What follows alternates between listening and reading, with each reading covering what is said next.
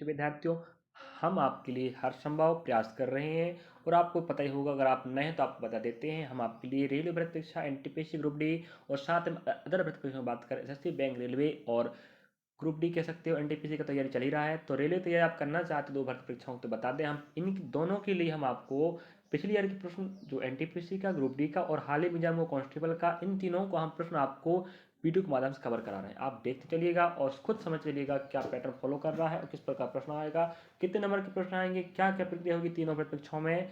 Constable हो चुका, NTPC group D का, तो आप लोग इस हमारे प्लेलिस्ट के चैनल में पहला वीडियो जाकर देख सकते हो और प्लेलिस्ट का नाम रहेगा रेलवे भर्ती परीक्षा 2025-26 एनटीपीसी और ग्रुप डी कांस्टेबल करके डाला है, जहां पर कांस्टेबल एग्जाम ने जिस प्रकार प्रश्न पढ़ाया था वैसे प्रश्न आए थे, हम और आप विद्यार्थी खुद कह रहे थे। तो आप लोग सपोर्ट करें, मैं आपके लिए इतने अच्छे से बेहतर से डाटा लाऊंगा विद्यार्थी, जो आप ऐसे ही प्रश्न मिलेगा आपको, देखिएगा।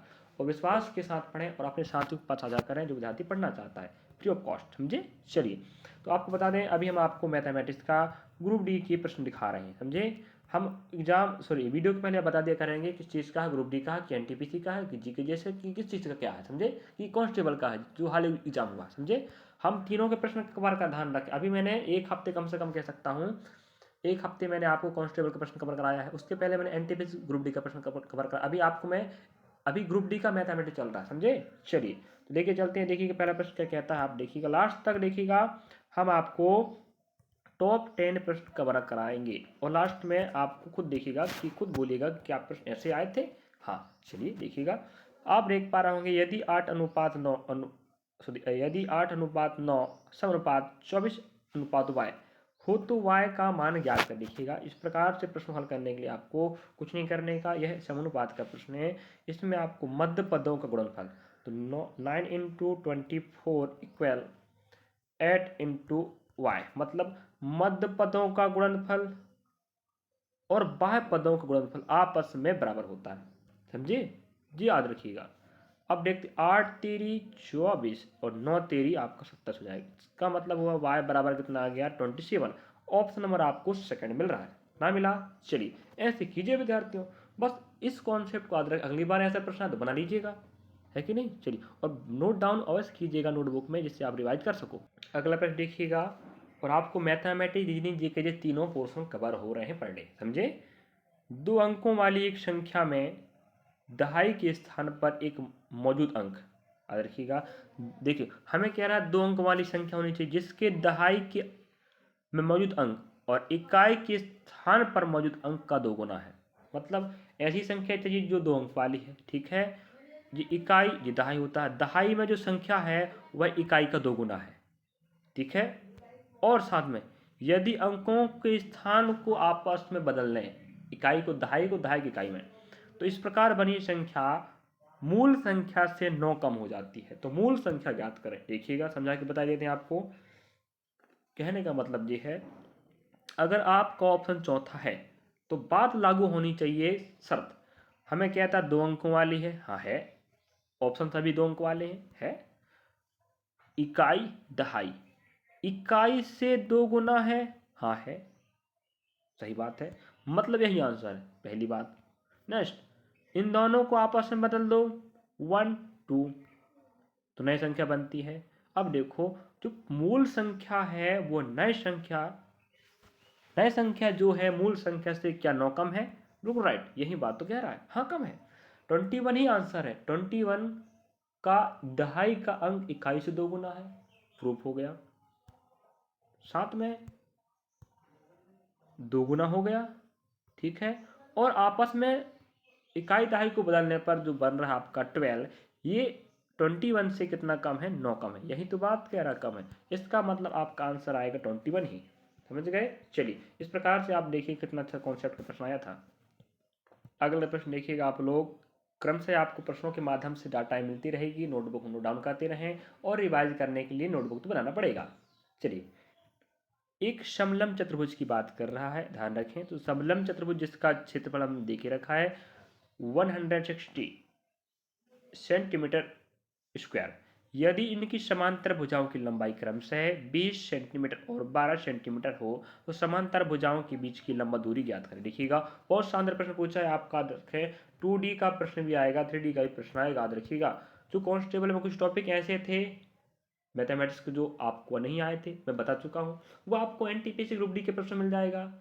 तो कांस्टेबल का जो रीजनिंग मैथ्स जीके का पैटर्न है वो तो पूरा फॉलो करेगा 100%, समझे, वही टॉपिक आए, लेकिन कुछ टॉपिक ऐड होंगे मैथ्स के और रीजनिंग के, ध्यान रखें, जो आपको एनटीपीसी और ग्रुप डी के प्रश्नों के माध्यम से आप समझ सकते हो। चलिए यहाँ पर हमें कह रहा है, याद रखिएगा, हम पहले आपको बता देते हैं, ठीक है, कि समांतर चतुर्भुज होता क्या है। ऐसा चतुर्भुज जिसके आमने सामने की भुजाएं समांतर हो, ठीक है, ऐसा चतुर्भुज जिसकी आमने सामने की भुजाएं समांतर हो और आपस में कभी भी प्रतिच्छेद ना करें, उसे हम बोलते हैं सबलम चतुर्भुज। तो आप देख पा रहे होंगे ये आमने सामने की भुजाएं हैं, कैसे चल रही हैं, ये समांतर, और आप देख पा रहे हैं ये कौन सी भुजा है, दूसरी भुजा है, ये आपस में एक दूसरे क्या कर देंगे, बाद में प्रतिच्छेद कर देंगी, ठीक है। तो ऐसी चतुर्भुज जिसके आमने सामने की भुजाएं क्या हो, समांतर हो। तो आप देख पा रहे होंगे यहाँ पर समांतर कौन कौन है, आपकी भुजा समांतर है, समझे। चलिए समांतर भुजा हमें दे के रखा है, भुजाओं की लंबाई, समांतर भुजाओं की लंबाई समान अंतर में बढ़ रही, तो समांतर कहेंगे 20 हो जाएगा ये, और आपका ये 12 हो जाएगा, ठीक है। अब हमें कह रहा है ये दोनों भुजा, यही तो दूरी है दोनों के बीच में, पहली भुजा दूसरी भुजा 12 सेंटीमीटर 20 सेंटीमीटर, इन दोनों के जो बीच की दूरी है इसे हम बोलते हैं लंबवत दूरी, याद रखिएगा, लंबवत दूरी बोले या दोनों भुजाओं के बीच की दूरी बोले, बात वही है। इस प्रकार डायग्राम बनेगा, याद रखिएगा। अब हम इसकी बात करें, परिमाप बोलेगा तो 4 गुणा क्या बनेगा, ये भुजा बन जाएगा, याद रखिएगा, फॉर्मूला बता देते भाई। परिमाप बोलेगा तो 4 गुणा भुजा, या चारों भुजाओं का योग ही परिमाप है। अगर आपको बोल देता है क्षेत्रफल, याद रखिएगा, तो हमें क्या पूछ रहा है, क्षेत्रफल नहीं पूछ रहा है, क्षेत्रफल दे के रखा है 1/2 दोनों भुजाओं का योग, याद रखें क्या, योग, दोनों भुजाओं का योग इंटू अंतर, ना समझे, ठीक है, दोनों भुजाओं का योग इंटू अंतर ही आपका आंसर होगा। अब देखो क्षेत्र योग मतलब दोनों भुजाओं का योग 20 और 12 32 हो जाएगा। आप देख पा रहे होंगे 160 बराबर 1/2 इंटू आपके पास योग कितना हो गया 32 हो गया, इंटू आपका अंतर, अंतर मतलब वही है बच्चा, दोनों भुजाओं के बीच की दूरी, समझे। अब देखिएगा हम रख के बता देते हैं, 160 बराबर 1/2 इंटू आपका हो जाएगा, ये आपका अंतर आ जाएगा, ठीक है, मतलब बीच की दूरी। अब देखो यहाँ गुणा भाग कर लेते हैं, 16 एकम 16, 16 दूना 32, 2 का चले गए, तो आप 10 बराबर कितना जाएगा अंतर, और अंतर ही तो क्या है, दोनों भुजाओं के बीच की दूरी या दोनों भुजाओं की लंबवत दूरी। इस प्रकार से आप समझ पाए 1/2 दोनों भुजाओं का योग इंटू दोनों भुजाओं का अंतर ही लंबवत दूरी है। इस प्रकार से हमारे पास आंसर आया 10। तो आप समझ गए होंगे, हमने परिमाप का फॉर्मूला बताया और क्षेत्रफल बताया और डायग्राम बना के बता दी, ऐसे कौन बताएगा बताओ डीपली भाई। चलिए तो हम प्रयास करते हैं कि हमारे बच्चे हमें देख रहे हैं, विश्वास के साथ देख रहे हैं, उन्हें हम जानकारी जरूर दें सही तरीके से और सटीक जानकारी। अगला प्रश्न आपके समक्ष है, राजेश की बेटी की आयु, राजेश की पत्नी की आयु की 1/3 है। अब देखो बहुत शानदार प्रश्न आया है, थोड़ा स्पेस कम पड़ेगा विद्यार्थियों तो दिक्कत हो सकता है, देख लीजिए आप लोग, समझा के बता देते, ठीक है। पहले अब देखो हम पहले क्या काम करेंगे, अनुपात, आप लोग क्या करोगे, अनुपात बैठा के रखें, ठीक है, हम बैठा चलते हैं, राजेश की बेटी, याद रखें, डॉटर और उसकी वाइफ, ठीक है। अब देखो पत्नी की आयु की 1/3 है, अब एक उसकी बेटी होगी और पत्नी 3 होगी, याद रखें, ठीक है। आप खुद देखिएगा 1 और 3 दे के रखा डाटा, अगर हम पत्नी को 1 कर दें और बेटी को 3 कर दें, उम्र तो क्या बन सकता है ना, पत्नी तो बड़ी ही होगी ना, तो बड़ी डाटा रखो भाई पत्नी में।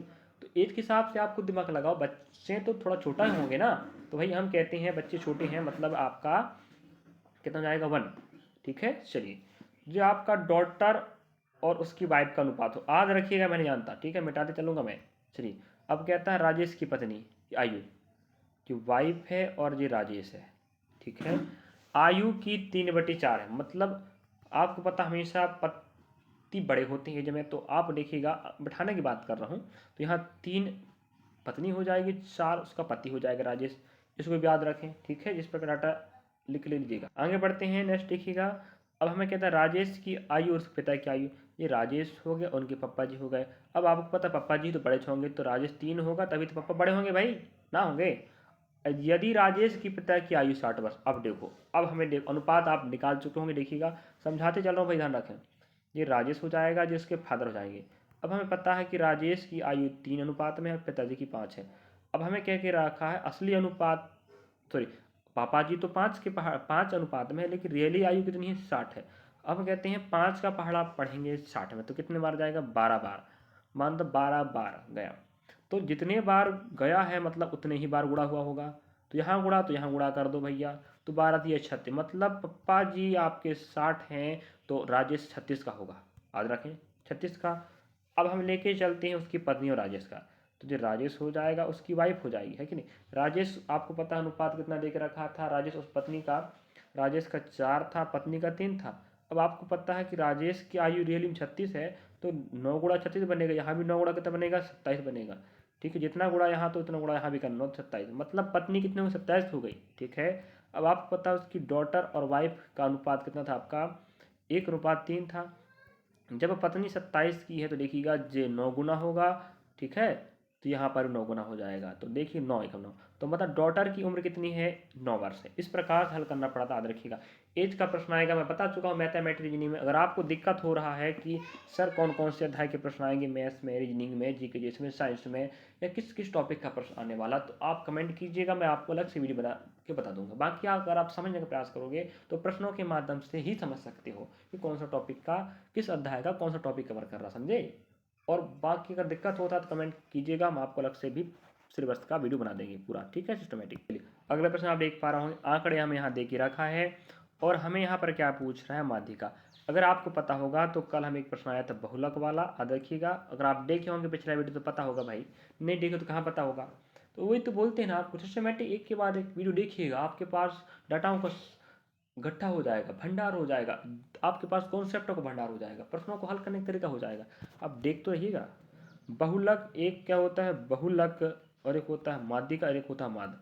अगर आपको पता होगा तो हमने बताया था कि बहुलक मीन्स ऐसी संख्या जो सबसे ज़्यादा बार रिपीट हुई हो या आई हो, पुनरावृत्ति हुई, उसे बहुलक कहते हैं। माध्यिका मीन्स होता है सभी आंकड़ों को आरोही क्रम में जमाना, और बीच में जो संख्या होगी वही आपका क्या होगी, माध्यिका होगी। नेक्स्ट, माध्य मीन्स क्या होता है, औसत। औसत तो पता ही आपको, माध्य मतलब औसत, याद रखें, और माध्यिका मतलब बीच की। तो माध्यिका पूछ रहा है, इसका मतलब क्या हो रहा है, हमें बीच की संख्या चाहिए। अब बीच की चाहिए, देखिएगा तो हमें क्या करना पड़ेगा, आरोही क्रम में जमाना पड़ेगा। ठीक है, देखते हैं। पहले देखिएगा आप लोग क्या जाए, आप नज़र देखिएगा, 4.2 आएगा, ठीक है, फिर 6.8 आएगा, फिर 7.5 आएगा, ठीक है, फिर आपका 8.1 आ जाएगा, फिर आपका 9.9 आ जाएगा, फिर आपके पास 10.8 आ जाएगा, फिर आपका 11.2 आ जाएगा, ठीक है, फिर आपके पास 13 पॉइंट कितना आ जाएगा, 5 आ जाएगा। इस प्रकार से डाटा आप देख चुके होंगे। चलिए, तो आप समझ गए, सबसे पहले माध्यिका के लिए आपको आरोही क्रम में व्यवस्थित करना है, और आपको बीच की संख्या ही चाहिए। देखते हैं, 1 1 2, तो लेफ्ट तरफ गिने, 1 2, ठीक है, 3 3। अब देख पा रहा हूँ यहाँ पर बीच में है ही नहीं डाटा, अब ना डाटा ना, अब हमारे पास 3 3 बंटवारा हो गए। अब बीच में आप देख पा रहा हूँ इस प्रकार से 8.1 और 9.1 बचा, तो क्या करते हैं, याद रखिएगा, इस प्रकार से 8.1 और 9.9 बचा हो तो आपस में दोनों को जोड़ दो, दो संख्या दोनों से भाग लगा दो। देखिएगा, 9 और 1 10 हो जाएगा, 9 और 8 17, एक कितना हो जाएगा, 18 हो जाएगा, ठीक है, 18.0 आएगा। अब 18.0, 18 का काम ही नहीं रहा भाई, पॉइंट का मतलब, तो 18 बटे आपका 2 आ जाएगा, 2 ही नाम 18, तो जिन 9 ही आपका क्या है, माध्यिका। समझे ना समझे, चलिए ऐसे करना पड़ेगा प्रश्नों को भाई, तब आंसर आएगा। इस प्रकार से आपको बहुलक माध्य माध्यिका का भी प्रश्न आ रहा है, आप देख सकते हो। अगला प्रश्न लेके चलेंगे हम, यहाँ पर प्रश्न के माध्यम से आप समझ पा रहा हूँ, लाइन ग्राफ आपको दे के रखा है। ये आपका DI का प्रश्न याद रखिएगा, लाइन ग्राफ का, बार ग्राफ का, DI सॉरी मतलब आय चित्र, दंडालेख, पाई चार्ट, इस प्रकार के प्रश्न आपको देखने मिलेगा। कांस्टेबल में से प्रश्न नहीं आया था, लेकिन हम बता दें आपको NTPC ग्रुप डी में आपको देखने मिलेगा। तो वही तो बोल रहा है, कुछ टॉपिक कांस्टेबल में नहीं आए थे जो आपको यहाँ पर मिलेगा। तो आपको तीनों चीज़ हम कवर करा रहे हैं ना, अच्छे से पढ़िएगा। चलिए, यहाँ पर पहले जानकारी पढ़ लेते हैं। देखिएगा, निम्नांकित लाइन ग्राफ का अध्ययन कीजिए और पूछे गए प्रश्नों को उत्तर दीजिए। दिया गया लाइन ग्राफ 4 कक्षाओं 1 2 3 4 में लड़कियों की संख्या दर्शाता, मतलब जो लाइन ग्राफ है 4 कक्षाएं हैं, पहली दूसरी तीसरी चौथी, और सिर्फ लड़कियों की संख्या दर्शाता, याद रखिएगा। इस प्रकार से आप देख पा रहे होंगे, पहली कक्षा में 24 लड़कियां हैं, दूसरी कक्षा में 28 लड़कियां हैं, और तीसरी कक्षा में 32 लड़कियां हैं, और चौथी कक्षा में 18 लड़कियां हैं, सॉरी गर्ल्स, ठीक है। अब यहाँ पर हम समझ गए जानकारी क्या देख रखा। अब यहाँ पर हमें कहता है प्रश्न देखिएगा, यदि कक्षा पहली दूसरी चौथी, याद रखें तीसरी नहीं, पहली दूसरी चौथी में लड़कों की संख्या के बारे में कह रहा है। लड़के तो वहाँ दिए नहीं है, लेकिन बात कह रहा है पहली दूसरी चौथी में लड़कों की संख्या उन्हीं कक्षाओं, मतलब पहली दूसरी और चौथी कक्षा में लड़कियों की संख्या से 27 ज़्यादा है। मतलब जितनी लड़कियां होंगी पहली दूसरी चौथी कक्षा में, उससे 27 ज़्यादा लड़कों की होगी। तो वही तो हमें कह रहा है कि लड़कों की संख्या ज्ञात करो पहली और दूसरी और चौथी कक्षा में। देखिएगा लड़कियों की संख्या निकालते हैं पहले भाई, ठीक है। तो लड़कियों की संख्या निकाल लेते हैं। तो देखिएगा हम कहते हैं ये पहली है, ये दूसरी है, ये चौथी है। इस प्रकार हम देखेंगे, देखो भाई ये बन जाएगा आपका पूरा, जो हो जाएगा 28, 24, 18। इस प्रकार से 8 8 16 हो गए, 16 में 4 गए 20 हो जाएगा। यहाँ पर आपका 2 आ जाएगा, 4 2 6 7, इस प्रकार कितना आएगा आपका 70 आ जाएगा, ठीक है। इस प्रकार से आप समझ पाए होंगे कि पहली दूसरी और चौथी कक्षा में लड़कियों की संख्या 70 है, और 70 से ज़्यादा कितना 27 किन की संख्या है, लड़कों की। तो जी भैया 0 7 7 बनेगा और 7 2 9 बनेगा। तो कुल बच्चों की संख्या कितनी हो गई लड़कों की 97। ऑप्शन नंबर आपका तीसरा। बहुत इजी प्रश्न होता है डीआई का, इजी प्रश्न डीआई का होता है, बस डाटा थोड़ा ज़्यादा देता जगह में, इस चक्कर से आपको स्पेस नहीं मिल पाता है, स्क्रॉल करना पड़ता बार बार कंप्यूटर में, इस चक्कर से लगता है कि प्रश्न बड़ा है, समझे। तो याद रखिएगा प्रश्नों को छोड़ के नहीं भागना है, सब बनता है। इस प्रकार से आंसर आएगा 97। अगला प्रश्न आपके समक्ष आप देख पा रहे होंगे, निम्नलिखित को सरल कीजिए। मतलब सरलीकरण का प्रश्न है, तो हमें बोर्ड मार्क्स तो लगाना ही पड़ेगा। बोर्ड मार्क्स लगेगा, साथ में आपको प्लस माइनस का रूल भी लगेगा, समझे। अगर आपको प्लस माइनस का रूल नहीं पता, दिक्कत होने वाला। देखिए हम बता देते हैं, प्लस और प्लस गुणा प्लस क्या बनेगा, प्लस बनेगा, ठीक है। माइनस गुणा प्लस माइनस बनेगा, और प्लस गुणा माइनस क्या बनेगा, माइनस बनेगा, ठीक है। याद रखिएगा, लिख लीजिएगा। और माइनस गुणा माइनस क्या बनता है, प्लस बनता है, समझे। चलिए अब देखते हैं, और आपको पता होगा भाई माइनस और प्लस जब घटते हैं तो क्या बनेगा, माइनस बनेगा, और प्लस का तो प्लस हो जाता है, ठीक है। इस प्रकार ठीक गुणा बस दिखिएगा। अब देखते हैं, आप बता देते हैं। अब हमें पहले बोर्ड मास के हिसाब से चलना पड़ेगा, तो पहले ब्रैकेट हल होगा। तो ब्रैकेट में आपको देख 1 2 3 तीन ब्रैकेट आपको दिख रहे हैं, लेकिन हमें सबसे पहले बड़ा ब्रैकेट हल ना करके छोटा करना पड़ेगा। देखिएगा यहाँ 4 -5 है, आज समझिएगा। यहाँ कुछ नहीं, मतलब क्या होता है, प्लस होता है। तो प्लस माइनस मतलब होता है माइनस। तो भाई 5 में 4 जाएगा तो कितना बचे, 1 बचेगा। लेकिन बड़ी संख्या 5 5 है, आगे क्या लगा, माइनस, आंसर आएगा माइनस, समझे। लिख लीजिएगा क्रमशः। अब देखो जे हो कोष्टक 3 माइनस कोष्टक -1 कोष्टक बंद, जी बंद हो गया। जी डाटा देख रहे हैं आप लोग, ठीक है। अब देखो यहाँ बताया था जो कोष्टक मतलब गुणा होता है, माइनस गुणा होगा माइनस, तो क्या बनेगा जी, प्लस बनेगा। इस प्रकार समझे होंगे आप लोग ना, समझे। कोष्टक 3 + 1 आ जाएगा कोष्टक बंद। तो 3 3 हो गया, 3 1 4 हो गया। इसका मतलब इस पूरे का मान 4 आया, ठीक है। अब आप देख पा रहे होंगे, समझिएगा कोष्टक 3 माइनस, आप देख पा रहे होंगे यहाँ पर कोष्टक में लिखा है 4 लिखा है, ठीक है। कोष्टक बंद करें, यहाँ कुछ नहीं, मतलब होता है प्लस माइनस का माइनस बनेगा। इस प्रकार से आप देखिएगा 3 - 4 बने कोष्टक में, और कोष्टक 3 - 4 बनेगा। अब भाई यहाँ कुछ नहीं, मतलब प्लस होता है, तो प्लस माइनस का माइनस बनेगा, और 3 में 4 गए 1 बचेगा। लेकिन बड़ी संख्या माइनस की, सॉरी बड़ी संख्या 4 है, आगे माइनस लगा तो माइनस हो जाएगा। इस प्रकार से आप देख पा रहे हैं -2 माइनस कोष्टक -1 आया है भाई। अब इन दोनों गुणा होगा तो क्या बनेगा, प्लस माइनस का हम बताया, माइनस माइनस गुणा क्या बनता है, प्लस बनता है, कोष्टक हट जाएगा, जी आपका आंसर आ जाएगा। इस प्रकार से प्लस माइनस बनेगा, ठीक है। घटेगा मतलब 2 में 1 गए 1 बचा, लेकिन बड़ी संख्या 2 है ना, आगे क्या लगा माइनस, इसलिए आंसर आएगा -1। जी आप समझ गए होंगे -1 आंसर कैसे आया। थोड़ा वक्त लगा है, लेकिन सीखने का काम कीजिएगा, एग्जाम में प्रश्न पूछता है इस प्रकार का सरलीकरण। अगला प्रश्न देखिएगा आप लोग, एक समचतुर्भुज, अभी हम एक प्रश्न पूछा था समलंब का पूछा था, हमने बताया बढ़िया तरीके से। उसी प्रकार से एक समचतुर्भुज के विकर्ण, इसका पहला विकर्ण 12 सेंटीमीटर, अगला 16 सेंटीमीटर, उस चतुर्भुज की भुजा की लंबाई ज्ञात की। देखिएगा मतलब हमें चतुर्भुज की बात कर रहा है। जब भी आपको समचतुर्भुज है तो इस प्रकार का डायग्राम आपको दिमाग में बैठनी चाहिए। आप देख पा रहे होंगे जो विकर्ण है, ठीक है। एक विकर्ण छोटा एक बड़ा होगा, याद रखिएगा, ठीक है। और ये भुजाएं आपस में क्या होंगी, सबके सब भुजाएं बराबर, तभी तो क्या बोलेंगे सम चतुर्भुज।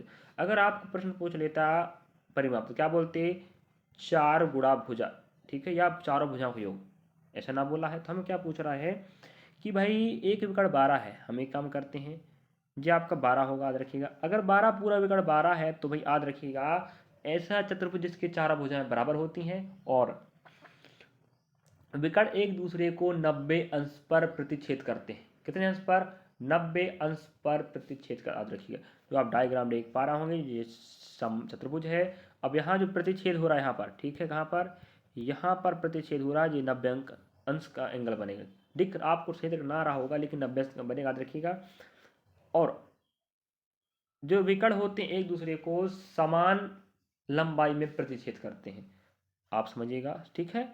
अगर आपको डाटा कह के रख दिया है कि एक विकर्ण आपका जो पूरा 12 है तो ये 6 हो जाएगा, ये 6 हो जाएगा, और दूसरा 16 का मतलब ये 8 हो जाएगा, ये 8 हो जाएगा। अब आप देखिएगा इसको हम निकालते बाहर, ठीक है। देखिएगा ये बनेगा एक समकोण त्रिभुज, ये 6 हो जाएगा, ये आपका 8 हो जाएगा। अब हमें इसकी मांग चाहिए, ये लंब, ये आधार, ये कर्ण, तो हमें कर्ण का मान चाहिए। तो आप क्या करोगे इस प्रश्न में, हमें वही तो कह रहा है, ये जो दिख रहा है आपको, देखिएगा जो दिख रहा है ये क्या कर्ण है, मतलब ये वाला कर्ण है, इसकी लंबाई, इसकी लंबाई, इसकी लंबाई, इसकी लंबाई सब आपस में क्या है, बराबर है। तो कर्ण का मान निकालने के लिए आपका करना पड़ेगा पाइथागोरस प्रमेय लगाना पड़ेगा भाई। तो जो आपका विकर्ण हो जाएगा जो 6 जी 8 है, याद रखिएगा कर्ण आपके 10 आएगा। वो हम बताते हैं किस तरीके से, अगर आपको बता देते हैं पहले भाई लॉन्ग विधि बता देते हैं, ठीक है।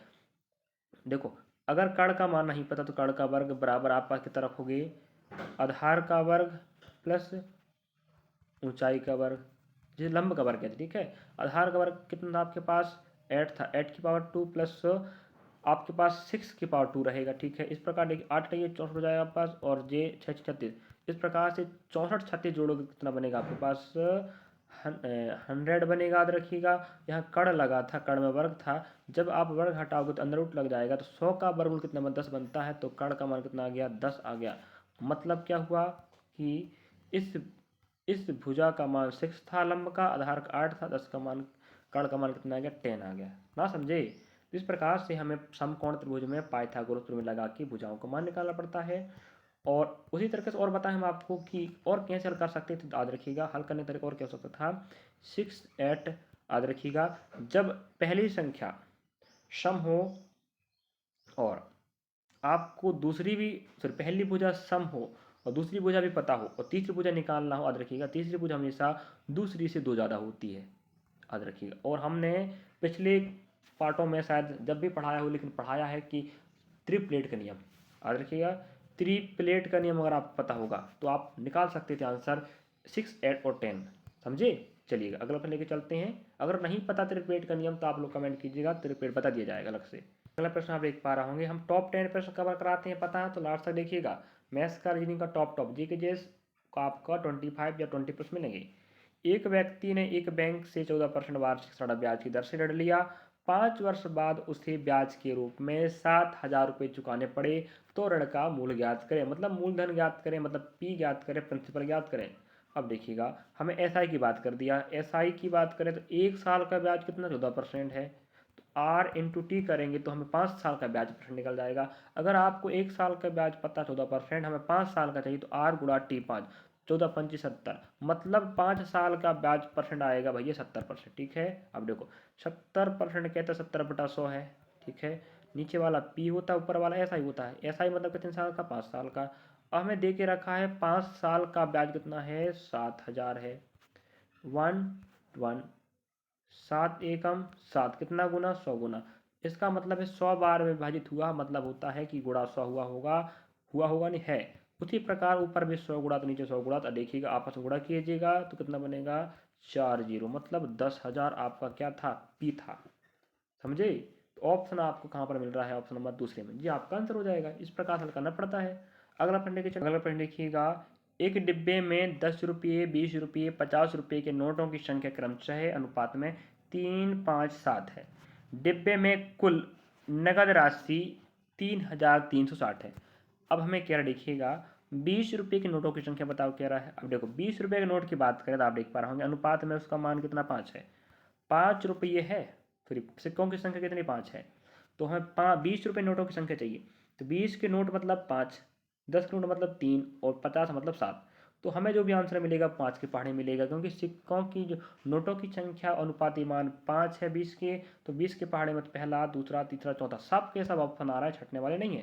हम एक काम करते देखिएगा, हमें डिब्बों में जो पैसा रखा पूरा मूल या पूरा कीमत दे के रखा, कीमत या पूरा धन निकालने के लिए किया सिक्कों के याद रखिएगा सिक्कों का प्रकार, ठीक है, इनटू हम क्या करेंगे संख्या। याद रखिएगा सिक्कों का प्रकार इनटू संख्या करने से हमें क्या मिलेगा, मूल धन मिलेगा। समझे, वहीं याद रखिएगा, ना समझे 3:5:7, ठीक है। अब हम बता चुके हैं 10 गुणा 20 गुणा 50, ठीक है। कहने का मतलब ये है कि सिक्कों की संख्या दे के रखा है कि ना, सिक्कों की संख्या का अनुपात है, जब उसका हम सिक्कों के प्रकार से गुणा कर देंगे तो मूल निकल जाएगा, जी बन जाएगा 30, जी बन जाएगा 100 और जी बन जाएगा आपका 35, 350। अब खुद देखिएगा आप लोग, 350 मूल हो गया, 100 मूल हो गया, जी मूल हो गया, 480, मतलब पूरा पैसा का जब मूल आया अनुपात में 400, सॉरी हाँ 400 कितना आया, 80 आया है कि नहीं। लेकिन रियली में उसका जो मूल कितना है वो 3360 है कि नहीं। अब हमें पूछ रहा है 20 रुपये नोटों की संख्या, 20 का अनुपाती मान 5 है, तो यहाँ 5 रख दीजिएगा, ठीक है। अब गुणा भाग करते हैं भाई, चलिएगा। अगर आपको पता होगा 3 का पहाड़ा पढ़ लीजिएगा, 3 एकम 3, 3 छींग 18, ठीक है, 3 एकम 3, 3 एकम 3, 3 दूना 6। अगर आपको पता होगा तो आपको पता है, क्या पता है बताइएगा, कितना हो गया 12 सौ कितना आएगा आपका, सॉरी 1120 आएगा। और आपका 0 0 कट गया भाई, ध्यान रखें कि नहीं। अब देखिएगा 16 7 112 कितने बार गुणा हुआ है, 7 बार। इधर भी गुणा कर देंगे 7 बार, तो 7 पर 35 जाएगा। इसका मतलब है 20 रुपये के नोटों की संख्या कितनी, 35 है। समझे, इस प्रकार से प्रश्न को बनाना पड़ता है। आज थोड़ा लंबा समय लग गया, शायद प्रश्न तो 10 ही लिए हमने, ध्यान रखें, लेकिन डाटा ज़्यादा बताने के चक्कर में आज समय ज़्यादा लगी, कोई बात नहीं है। हम आपके लिए हर समय प्रयास कर रहे हैं सही सही जानकारी। तो हम इस वीडियो के माध्यम से आपको टॉप 10 प्रश्न कवर कराया व्याख्या सहित। आप देखना चाहते हो तो हमें हर दिन फॉलो करते रहें, और लाइक सब्सक्राइब शेयर करना भूलें। विद्यार्थी कमेंट कीजिएगा वीडियो कैसा लग रहा है, कि आपके लिए लाभदायक है नहीं है। अगर आप एग्जाम देकर आ चुके हैं तो आपको पता होगा लाभदायक है नहीं। चलिए, इससे जो विद्यार्थी नए हैं या जो एग्जाम देकर नहीं आए उससे पता चल सके कि हम जानकारी सही दे रहे हैं गलत दे रहे हैं, है कि नहीं। आपका सहयोग हमारा हौसला बढ़ाएगा। मिलेंगे नेक्स्ट पार्ट में, पढ़ते रहें बढ़ते रहें, हम आपके साथ हैं, सही सटीक जानकारी मिलती रहेगी।